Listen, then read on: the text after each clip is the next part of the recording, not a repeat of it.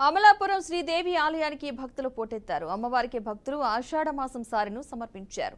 అమలాపురం గడియార స్తంభం సెంటర్ నుంచి ముమ్మడివారం గేటు మీదుగా అమ్మవారి ఊరేగింపు నిర్వహించారు. అనంతరం అమ్మవారికి ప్రత్యేక పూజలు చేసి సారెను సమర్పించారు. భక్తులకు ఇబ్బందులు కలగకుండా ఆలయ అధికారులు చర్యలు తీసుకున్నారు.